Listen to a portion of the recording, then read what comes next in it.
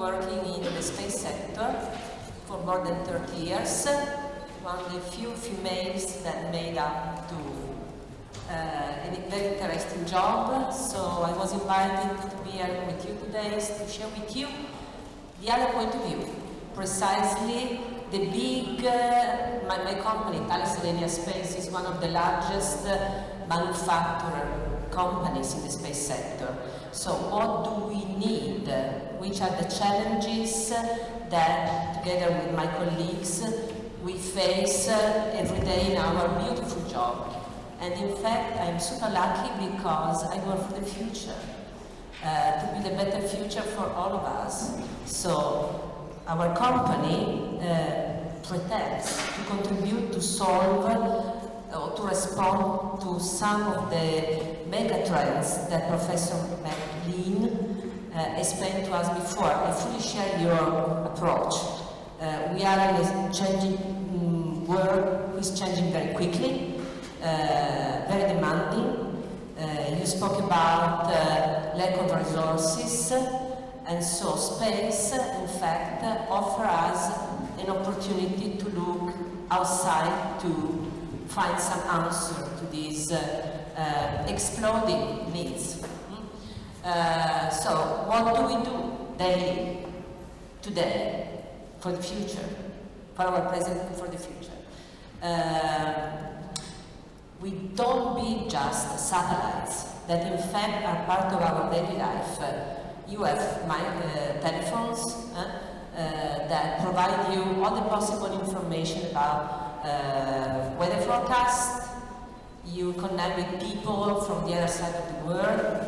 Why can we do that? Because of the satellites. So we have been building satellites for the last 20 plus years or so. We are doing even more. We are looking and projecting our technology capabilities to the space orbiting around us with the space station, but not only there, with Moon and Mars, and this is what we do. So, which type of skills we expect from our youngest colleagues? In fact, which sort of skill this type of industry already expect from people like me? So I try to share with you a little bit of this need. This type of missions, we need to recognize, are very challenging from many different points of view. From a technical point of view, for sure, we need breakthrough technologies every day in all the possible technical fields that you may imagine. So transportation, infrastructure, power provision, thermal control, all the digital story that you mentioned, computing capability, artificial intelligence, data mining. All our satellites collect a lot of data. We don't know what to do out of this data. So we need to build a capability, not only human, people need to be held by artificial intelligence to get the best out of those data. Okay, but not only technical skills, we need human skills. These type of missions are demanding because the people that will embark in a travel to the Moon or Mars, they will not be superheroes like in the cartoon. They will be normal human beings that need to be trained to face the unknown, and we need to prepare them. We will need medical doctors, psychologists, chemical people, but this type of mission are not only demanding from a technical point of view, from a human point of view, they are demanding also from an economical point of view. They cost a lot. So we need to embark in new schemes. You mentioned this type of needs. Also from the point of view of gathering resources and putting people together. So we cannot do this job by ourselves. It's not one country adventure. It's a community type of approach. And this is what we try to explore. So we don't just explore the universe, we explore inside ourselves. And to be honest with you guys, a few years ago, when we started to work on this type of mission, we realized that the students out of the university schools, like for example my school, the Polytechnic of Torino, they really miss the proper skill that we needed. So we started a master program more than 10 years ago, precisely to grow after the university the system engineers that need to put all the expertises together how can I say, to compose the puzzle of skills that are needed in a team working on this type of mission. So I don't want to bother you too much. Normally I speak in front of people that like me, work in this field. So maybe for you this is just a picture with wonderful colors. For people like me it's much more. It's a roadmap. It's a roadmap that summarizes with beautiful colors, I admit, the process we are totally living daily. So we depart from Earth, around the Earth, 400 kilometers above our heads, 400 kilometers like the distance between Torino and Florence, and I'm here today and the guilty guy is there, so I had to take a train this morning, 400 kilometers, I was here in 3 hours. Okay, we can do the same exercise and reach the space station in less than 1 day, a bunch of hours, and we will enter a beautiful laboratory where, in which 6 people daily work. And who build this type of pressurized modules, where the people live and work in orbit around the Earth? Do you know who? We, the Italian technology. More than 50% of the pressurized volume of the space station was designed and built in Torino, and I'm very proud to share with you that maybe we are not so good in publicizing our skills, but there are beautiful skills available. So we know how to build little house, little laboratory, and position that in orbit around the Earth. We have the ambition to do a further step and to build the future habitats that we lost people on Moon and Mars. And so we need people that can master the technologies that are needed to design these modules. And I come to the point. So from Earth to orbit, and then next stop will be back to the Moon. You know that is public knowledge. The American president committed that in 2024 we'll be back there with the first lady. And I know you want me to talk about how difficult it can be to be female in this field. It's not so easy, but it's exciting. And so a few years ago, we started, I tell it right now, a few years ago we realized that we needed really to help a little bit the young female students to find a position in our world, because it's the same in all the different engineering type of activity. Doors are spread only from the very beginning, and then there is, how can I say, an increasing difficulty in raising up to the top. Okay, so we founded Women in Aerospace Association, and we help the young female engineers and mathematicians to increase their career. So Moon with the final destination, and I don't like to use the word final because final is never final. It's final for the time being, and then we go further. But let's say that for my lifetime, for this current lifetime, Mars is the ambitious goal where we plan to land people in the next 30-35 years or so. I know that it may sound strange for some of you. I see some question mark faces in the audience. It's not science fiction.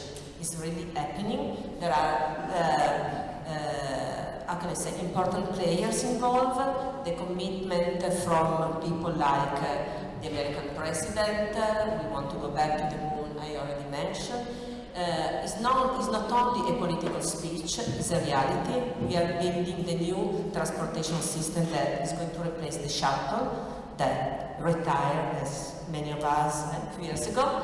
Who is building Orion? It's not just American. It's a collaboration between NASA and ESA. ESA stands for European Space Agency, so it's the space agency we have in Europe, and our company is involved in the servicing module of the Orion spacecraft. We are building the first pressurized modules for the new space station that, rather than orbiting around the Earth, will be positioned around the Moon in the next few years. And then there are new players. We heard that. Somebody show a chart, the last speaker show a chart that made clear that China is increasing in, how can I say, import. It has always been important from a cultural point of view, but is becoming a strong player within an international context, also in space. And they are planning to build a space station, and they came to Italy asking for collaboration precisely for the pressurized modules. Among the new players, the Emirates, they committed. It's not just a publicity, but is a political way of saying, it's a political commitment. They said that they will be the next Dubai on Mars in the next 100 years. And the new players, somebody mentioned Alibaba and Amazon. Okay, behind this type of 3 minutes, I cannot make it. You mentioned that, referring to the fact that we can buy gods from there for terrestrial use. Well, you should know that behind these real economical activity, these players are making money to finance a space mission. So, for example, Jeff Bezos, who is the richest guy on our planet, is indeed the boss of Blue Origin, and Blue Origin is building spacecraft that will open up, travels to space for, well, I cannot say normal people, but normal, common, rich people. Okay, Musk.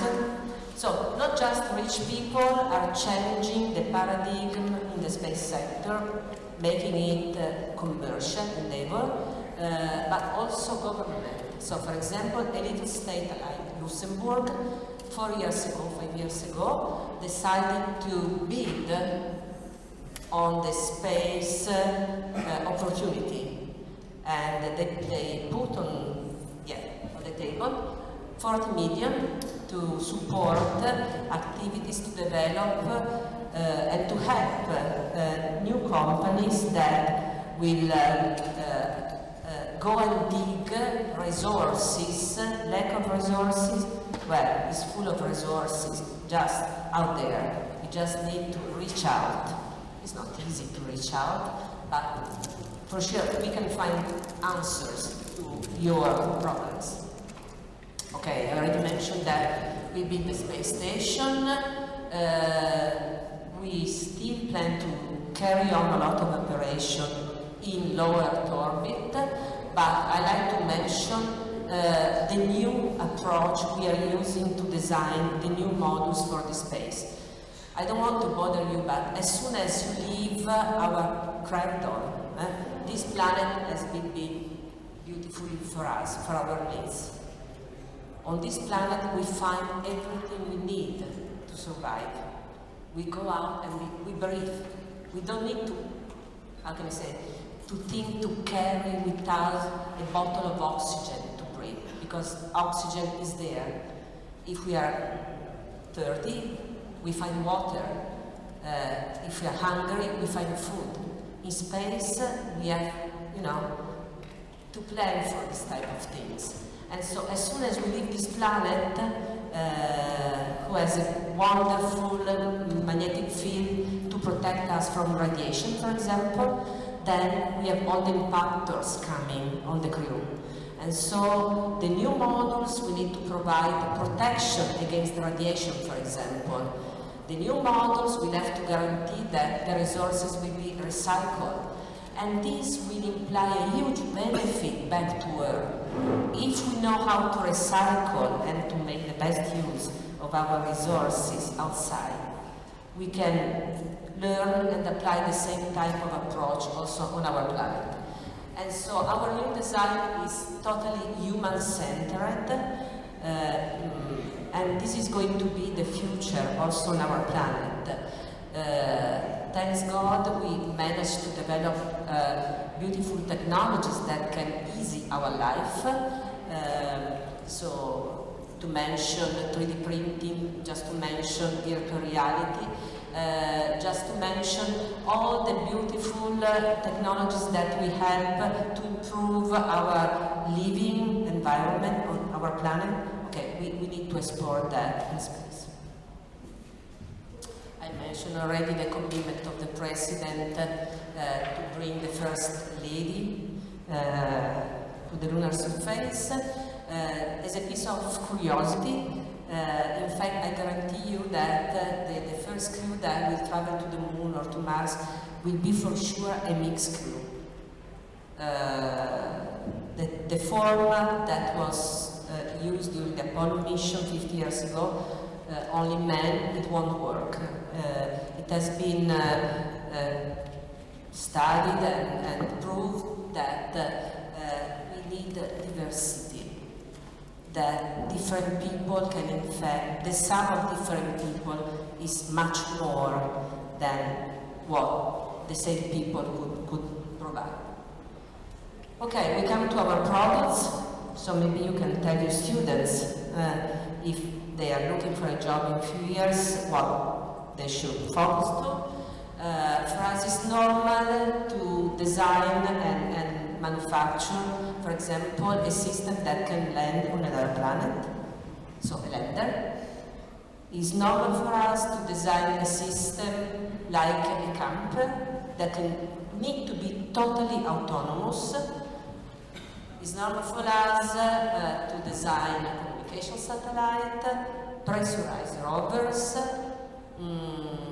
and for the problem of radiations, we will need systems that will dig and cover the habitats for protection against the radiation that will impact the lunar surface. This is for the Moon. What we do for Mars, we do beautifully. A few years ago, we launched the first robotic European mission to our red planet, ExoMars, that is coordinated from Perino. It involves all the major aerospace companies in Europe. The second mission will follow next year, July 2020, stay tuned. We will land a piece of jewelry of the Italian technology, a rover equipped with a drilling system that for the first time ever will drill down 2 meters down under the surface of Mars, looking for what? ExoMars. Exo doesn't stand for exotic, no, stands for exobiology. So the possibility that life develop outside the Earth. And so the idea that on Mars there is water could be a reason behind the possibility that life, primordial life, may be generated on Mars, maybe still there. So we want to drill 2 meters down the surface looking for sign of prebiotic life. So this is why we need engineers, but we need also biologists, just to mention for this type of mission. A wrap-up of the different skills. People in our company are involved in environmental control, in rigid and inflatable material to build the structure, in locomotion system, so wheels, electric wheels, mechanism, lot of software to do what? to navigate, to provide autonomous navigation and guidance to the system, head management system, air thermodynamics, rendezvous and docking. We need to make system in an automatic way, human-machine interface, just to mention a few. In 50 years of activity in space, we polluted. We don't, unfortunately, and this is a characteristic of our species, we don't just pollute our planet, we pollute. And we need to change. We cannot continue in this way. And so, how can I say, all the space around us is full of debris, is full of pieces of exploded launchers, is full of satellites that don't work anymore. We need to do some cleaning, otherwise it will be too risky to continue to launch other spacecraft. And we are working also to build an automatic system to clean. And again, this will have important applications also back to Earth. I was in the train this morning reading a newspaper, you can check, in Naples, on the beach, out of, I don't know how to say, a flood. The beach was covered by plastic, so we're polluting this planet in a way that we cannot continue to accept. Some other technologies. We are building greenhouses to grow food, yes, I close, on another planet. Again, this is technology that can have huge application on Earth. These are the inflatable habitat I mentioned before, the pressurized rover. This is to close that our journey in space is already ongoing, and we are all travelers. We just need to decide if some of our young colleagues may like to contribute to our mission.